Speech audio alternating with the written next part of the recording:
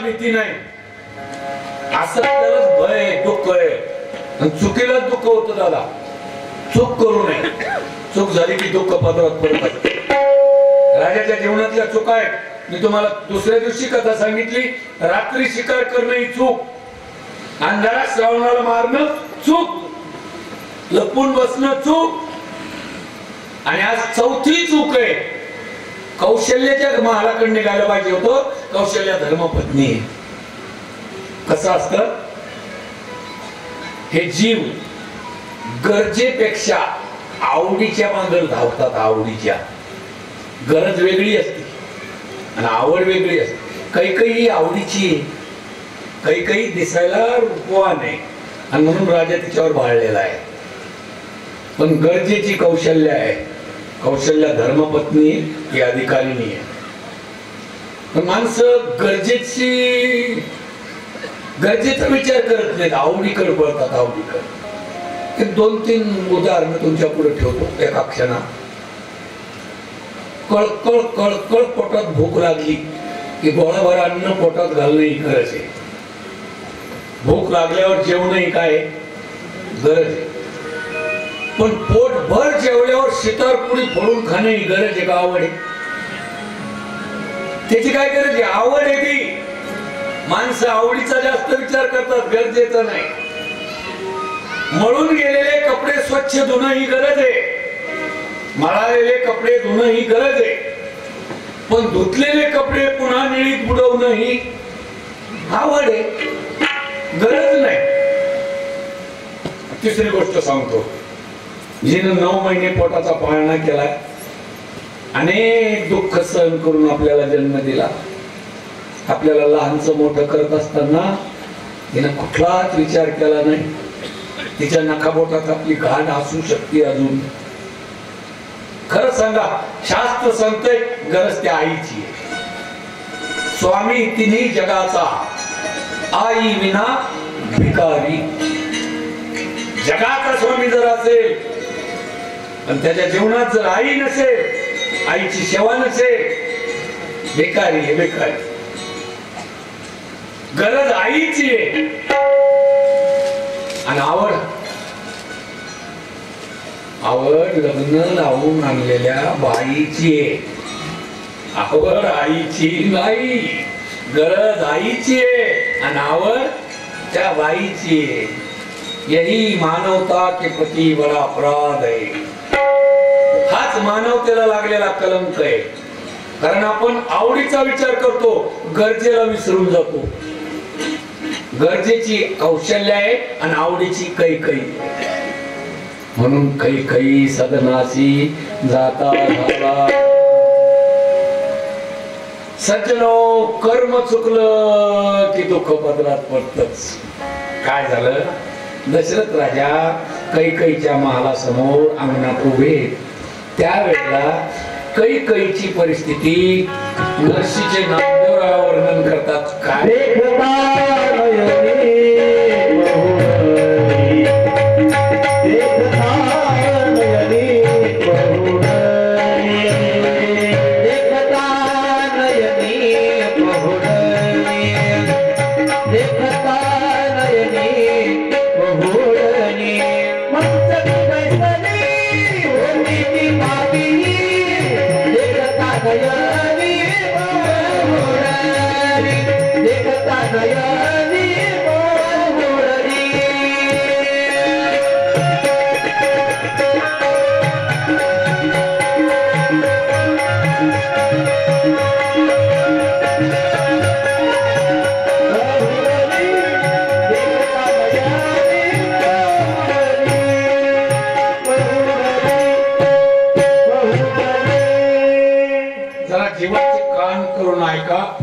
गंभीर कथाया. मंचकी बैसली होती ती पापिनी. नामदेवराव बोलायला लागले. संत बोलत असताना कोणाचीच ऐकई करत नाही. वस्तुस्थिती जगासमोर आणून देण्याकरता जरी काही राजाची आवडती असेल, एक महाराणी असेल, पण नामदेवराव तिला पापिनी म्हणतात. का नामदेवरावांनी एवढं धैर्य करावं? कैकईला पापिनी का म्हणले? का म्हणले ऐका. राजा दशरथ महालाच्या बाहेर अंगणात उभे होते. तिला डोळे विचारण्याकरता आले होते, तिची इच्छा विचारण्याकरता आले होते. अशी होऊन आणि ती त्यावेळेला मंचकावर बसलेली होती. मंचक म्हणजे पलंग, पलंगावर बसलेली होती. राजाला अंगणात पाहिलं. आता खरं सांगा, आपल्या संस्कृतीचा नियम काय? मालक अंगणात उभा आहे आणि बाई पलंगावर बसलेली आहे. तिनं काय करायला पाहिजे? का इकडे पाणी मुरलं सगळं? बाईचं कर्तव्य आहे पतिव्रता भाव, तिचा पती तिचा देव. चाहे जैसा भी हो, कसाही असेल तरी आपण भारतीय आहोत, त्याचा आपल्याला स्वाभिमान पाहिजे. आपल्या भारत देशात मालक हा बाईचा देव असतो, तिचा पती तिचा देव. देव अंगणात उभा आहे. राजा दशरथ इज्जतीनं अब्रूनं कमी नाही. स्वर्गातला इंद्र येऊन पाय धरतो राजा दशरथाची. एवढा इज्जतदार राजा, त्याची बायको पलंगावर बसलेली आहे. जरासं डोळ्यापुढे चित्र आणा तुम्ही. आणि राजा अंगणात उभा आहे. तिनं पलंगावरून उठून राजाचा सन्मान करावा हे तिचं कर्तव्य होतं. पण नामदेवराय म्हणाले, देखताची नयनी पहुडली. पहुडली म्हणजे तिनं अंग टाकून दिलं. का ग्रामीण भाषेत सांगू, पहुडली म्हणजे पसरली. तिनं अंग टाकून दिलं पलंगावर. अन्याय, अन्याय, अपमान आहे राजा दशरथाचा. राजा एवढा मोठा राजा आणि पलंगावर बसलेली बायको अंग टाकून देते. कोण म्हणलं डोक्यावर घेतली असं? चित्र माणसं होय. डोक्यावर घेतली नव्हती, बसलेली होती ती. म्हणून नामदेवराय तिला पापिनी म्हणतात. का बरं तिच्याकडून एवढी चूक व्हावी? त्याचा शोध संतांनीच लावला. महाराज, एवढ्या मोठ्या राजघराण्यात ही गोष्ट योग्य नाही. मालक बाईनं उठून सन्मान करणं हे काम होत. तिनं अंग टाकून दिलं. तिला आपला पती देव आहे हे का कळालं नाही? नामदेवराय म्हणतात तिला 2 रोगानं गाठलं होतं. 2 रोगानं. सुंदरपणाचा अभिमान मनी, सुंदरपणाचा अभिमान मनी, त्यावरी गर्भिणी त्या मामने, हो त्यावरी गर्भिणी त्या मामने.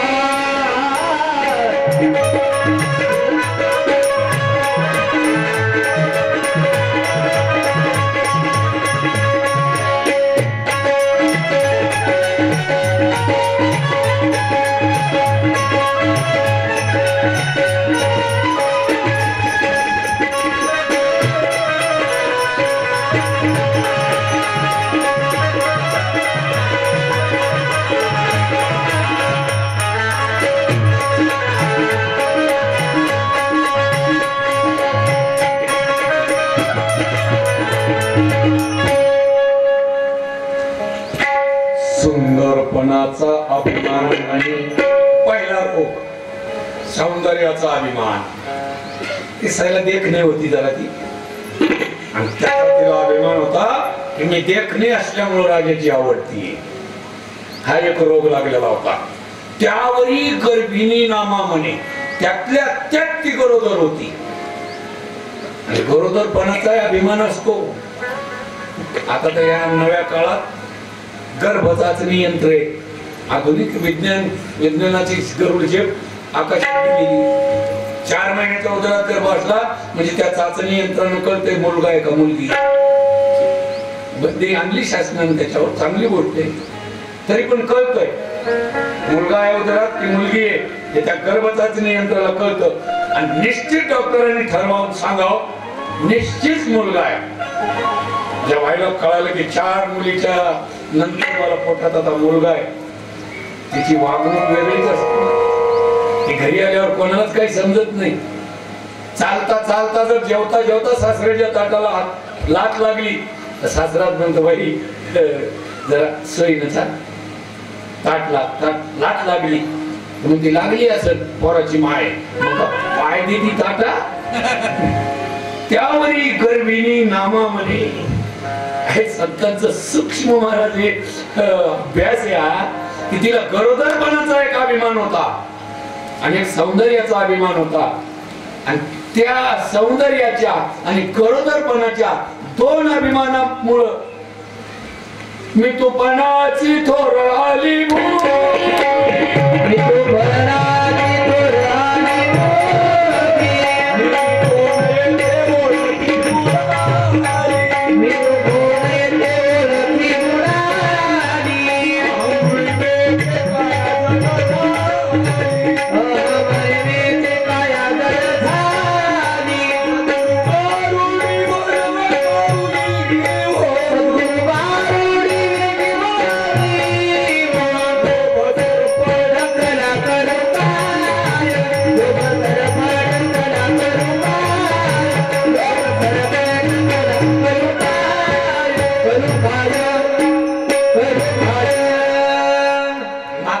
सर्प आहे सर्प. मी तू पणाची थोर आली भुली, मी कोण येथे ही ओळखी बुडाली, अहम विवेके काया जड झाली. आणि म्हणून काही आपला नवरा विसरून गेली. आपला मालक आपला देव आहे हे तिच्या लक्षात राहिलं नाही, तिने अंग टाकून दिलं. खरं तर दशरथानं परतल्या पावलानं मागे फिरायला पाहिजे असं माझं मत आहे. बरं तुमचं काय असेल मी कसं काय सांगू. एवढा जर अपमान झाला एवढ्या स्वाभिमानी राजाचा तर त्या मला जायचंच नव्हतं. नाथ महाराज म्हणतात दशरथाची अवस्था फार खालच्या दर्जा. एवढाही अपमान झाला तरी पण दशरथाला काय वाटलं नाही. दशरथ तिच्या महालात शिरला आणि तिला प्रेमानं विचारतो, तुझी ये मानसी पोती डोहाळे, तुझी ये मानसी पोती डोहाळे, तुझी ये मानसी पोती डोहाळे, तुझी ये मानसी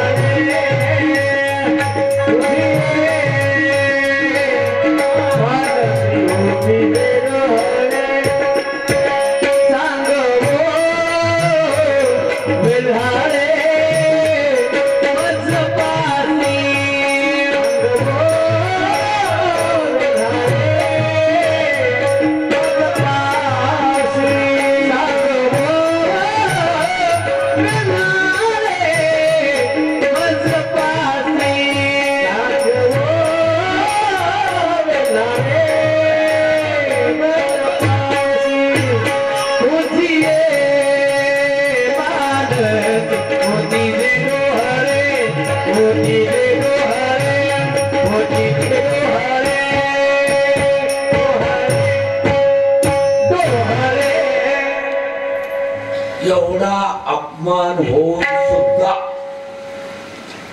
दशरथ राजा तिच्या मंदिरात प्रवेशला आणि तिच्या पुढे केविलवानं होऊन विचारतो, तुझी मानसी होती जे डोळे, सांगवो वेल्हाळे माझपाशी. वेल्हाळे शब्दाचा अर्थ आहे माझी सुंदरी, माझे प्रिय, तुला काय आवडतंय काही काही. एवढा अपमान होऊ नये राजा विचारतो. त्याचा नाथ महाराजांना राग येतो, ज्ञानोबारांना राग येतो. ज्ञानोबारांच्या नाथांच्या ओव्या जर पुढे ठेवल्या मलाच आता लाज वाटायला लागली, पण तुमची माफी मागून बोलतोच आता. ज्ञानोबारा म्हणतात, खरी टेको नेदी उडे, लातोनी फोडी ना काढे, तरी मागवता न काढे जेवी खरू. खर शब्दाचा अर्थ आहे गाढव, आणि खरी म्हणजे गाढवी. खरी टेको नेदी उडे, लातोनी फोडी ना काढे, तरी मागवता न काढे जेवी खरू. गाढविनी जवळ गाढव उभा राहिला योग्य गंमत पहा तुम्ही काय होतंय. गाढवीन कधी शांत थांबणार नाही, फटाफट त्याच्या नाकावर लाथा मारती. पण तरी गाढव बिचारा म्हणायला लागलो मी. गाढव बिचारा शांती भंग होऊ देत नाही. तो म्हणतो चाललंच आहे, लागतच असतं मडक्याला मडक. लागतो फोडी नाकाडे, लागतं ना त्याचं नाक फोडती, तरी पण तिथून गाढव बाजूला जात नाही. गाढव हे कोणी आपल्या अंगावर ओढवून घेऊ नका, ही गोष्ट गाढवाची आहे. त्याच्यापेक्षा नाथांची ओवी सांगू. शुना येता शुनी वसवची राया दशरथा दशा तैशी. असल देवाचा बाप पण माझे नाथ बाबा भेट नाहीत. ते म्हणतात शुना म्हणजे कुत्रा, शुनी म्हणजे कुत्री.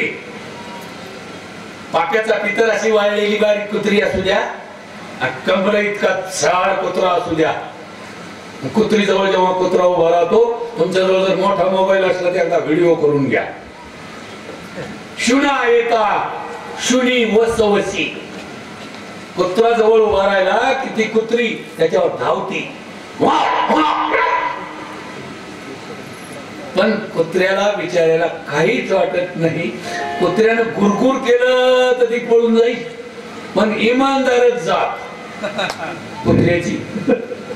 आपली नाही, आपली गोष्टच नाही. काय इमानदार, ती जरी वस वस धावायला लागली तरी कुत्रा तिथंच काय नाही चाललं. शेपूट हलवत तिथं. राया दशरथा दशा तैशी. का व्हावी अशी जीवाची आशा. हे आदिपुरुषाची माया ब्रह्मे आई नयेची आया म्हणून बोलविला ऐके राया संजय म्हणे. ही माया अशी आहे महाराज. दैवी हेशा गुणमयी मम माया पुरत्या मामे वये प्रपद्यन्ते माया मेताम तरंती ते. तेच फक्त माया तरले जे सर्व भावे मज बदले त्या ऐली तरी सरले माया. बाकीचे मायेत बुडाले. राजा दशरथ तिथेच गोंडा बोलतो. तुझी मानसी होतीले डोळे सांगो वेलाळे मज पासी. माझे प्रिये माझे सुंदरी तुला काय आवडतं सांग. तिनं सांगण्याची सुरुवात केली. मला काय आवडतं तू मला माझी इच्छा पूर्ण करणार राजा. एकच माझी आवड आहे. कनिष्ठाशी द्यावा राज्य. माझी आवड आहे मला होणारा लहाना मुलगा राज्यावर बसला पाहिजे आणि ज्येष्ठाशी धाडावे दुरिधी ग्रंथ. कौशल्याचा श्रीराम वनात गेला पाहिजे आणि माझा भरत राज्यावर बसला पाहिजे. ऐकताची दुःख राया झाले. ऐकलं राजाने की शास्त्र विसंगत आहे. ज्येष्ठ तो ज्येष्ठ आणि कनिष्ठ तो कनिष्ठ आहे. मला ज्येष्ठाचा मान ज्येष्ठच असतो, मोठा तो मोठाच असतो. अगदी आंबरवाडीला तांडा आहे नव्हते जेव्हा मला वाटतं आपला सिस्टीमच द्यायची. अजूनही महाराज त्या बंजारी लोक आम्हाला संमत आहे त्यांचा. जर दोघं तिघं चौघं भाऊ असतील दादा आणि वेगळे वेगळे होत असतील तर मोठ्या भावाच्या नावानं काही ना काही शिल्लक ठेवतात. हो एखादी गाय खरे बापू आहे. मोठा भाऊ त्यानं आपल्या घरासाठी काहीतरी वेगळं आपलं केलेलं आहे. त्याचं जीवन घासलेलं आहे म्हणून त्याच्यासाठी एखादी गाय एखादीची म्हैस शेती जास्त असली तर एखादा एकर जमीन मोठ्याच्या नावानं जास्त ठेवतात. कारण अजूनही संस्कृतीचा मान त्या बंजारी समाजात आहे. आपलं तसं नाही महाराज. आपलं तसं नाही. आपल्या कमीत कमी मोठ्याच्या वाट्यावर जाईल. मी मोठा असल्यामुळे बोलायला बोला. काय होते महाराज वाटण्या केल्या की ते मोठ्याला बिचाऱ्याला उचलायचा अधिकारच नाही. उचल लहाना मोठ्याला तसंच बळ टाकून बळ टाकून अपराध आहे. पूर्वापार चालत आलेली परंपरा आहे. ज्येष्ठ तो ज्येष्ठच. पूर्वी गावचे पाटील जर वारले तर पाटलाचा वडील मुलगा पाटीलकीचा अधिकारी असायचा. कारण तो मोठा आहे. त्या घरासाठी त्याने काहीतरी केलेलं आहे. हा नियम चालत आलेला होता. आता वडील नाही धाकलं नाही काय राहिलं नाही. कलियुग एवढं खराब झालं. कलियुग या कलियुगातलं वातावरण सांगताच येत नाही. आपले सगळे नियम मोडत मोडत चालले. पूर्वीच्या काळी पाहुणा आलेला सकाळी उठला की डबा घेऊन दूर दूर दूर दूर संडासला जाईल. त्याला म्हणत होते लोक शहाणा माणूस आहे. शहाणा माणूस जवळ बसत नसतो दूर जातो. आता घरात बसतो तो शान आहे, लांब जाईल तो गदा आहे. आता काय कलियुगाचं वारं फिरलंय आणि आपल्याला तसं करावं लागणार आहे. आता जैसी जैसी वेळ पडे तैसे तैसे होणे घडे. ऐका कलीचे महिमा, कलीचे महिमा ऐका, कलीचे महिमा ऐका, कलीचे महिमा. असत्यासी घडे जन, असत्यासी घडे जन, असत्यासी घडे जन, असत्यासी घडे जन. बापा देती अनुमोदन करती हेळन संताचे, बापा देती अनुमोदन करती हेळन संताचे, बापा देती अनुमोदन करती हेळन संताचे, बापा देती अनुमोदन करती हेळन संताचे. नियम राहिले नाही, आपल्या परंपरा राहिल्या नाही, आपला धर्म जाग्यावर राहिला नाही. दशरथ राजाला वाईट वाटलं की कौशल्याचा मोठा मुलगा म्हणा आणि चला ना मुलगा राज्यावर. ऐकताची दुःख राया झाले, राजाला दुःख झालं आणि राजा तिच्या महालातून बाहेर निघले. आता मात्र चांगला रस्ता धरला, सुमित्रेच्या महालाचा रस्ता धरला. जेव्हा झटका बसतो ना कुठंतरी, त्याच वेळेस माणसं जाग्यावर येतात, वाटावर येतात. असा भेंडीला पीळ पडल्याशिवाय माणूस नीट वाटायला लागत नाही. कुठंतरी असा धक्का लागायला पाहिजे. पश्चाताप झाला राजाला, या दुष्ट कैकईच्या माला आलो नसतो तर बरं झालं असतं. पण कधी कळालं? शेवटी. या आधी कळायला पाहिजे. तुकोबाराय म्हणतात कहो येईल अंतकाळी नक्की कळल, पण उशिरा कळतं ना, वेळ निघून गेलेली असते. तारुण्य गावात साधू संत सांगतात बाबा परमार्थ करा, तीर्थयात्रा करा, माळी घाला, परमार्थ करा. त्यावेळेला ऐकत नाही आणि मग संसाराचं फळ पदरात पडतं. त्याच माणसाचा मुलगा, त्याच माणसाची सून त्याच्यावर धावतात. संसारातलं फळच ते. संसारात काय लय मोठं फळ पदार्थ पडतं का? आपलीच मुलं आपल्याला बरोबर बोलत नाही. वयस्कर माणसाला त्यांचीच मुलं म्हणतात बाबा तिकडं बाईसाहेबाच्या मंदिराकडे रामायण आहे, सावरगावच्या महाराजाचं हवा लागती, तिकडं बसतो. मन घेत नाही. मंदिराकडची हवा दाखवतात, मंदिराकडची थंडीगार वा तिकडं बस जाऊ. आणि सुंत म्हणते आमचे बाबा ना कोंबडी सारखे कुरकुर कुरकुर. कोंबडी कोंबड पण म्हणत नाही, कोंबडी सारखे कुरकुर करीतच राहतात. मग त्या जीवाला धक्का लागतो. असे माणसं आमच्याकडे आणि आम्हाला असे गोड बोलतात, महाराज काय काय केलं नाही हो याच्यासाठी. अहो महाराज चांदणी काय 4 बैल जगून आणले हो आणि घरच्या पालकात कधीच नेले नाही हो, म्हणूनच हे असे झाले हो. काय काय केलं याच्या करता आणि हे म्हणतात कोंबडी सारखी कुरकुर करतो. मग महाराज धक्का बसतो आणि असे माणसं म्हणतात महाराज कधी निघणार आहे तुमची दिंडी. मी म्हणत असतो दादा आता झाली का तुमची थंडी? आता दिंडी आठवली. जव हे सकळ सिद्ध आहे, हात चालावया पाय तव तू आपले सोयीत पाये. भरोसा धरू नका चोराचा, सगळा चोराचा बाजार आहे. आपल्याकडून त्याला सुख होतंय म्हणून पुढं पुढं करतात. तुम्हाला जर सांगितलं तुम्ही कोणाला सांगणार नाहीत ना. कोरोनाच्या काळात 3 वर्ष आमच्या महाराजांनी 3 टायमाचा चहा एका टायमावर आणला होता. तिने म्हणलं मला सवय लागली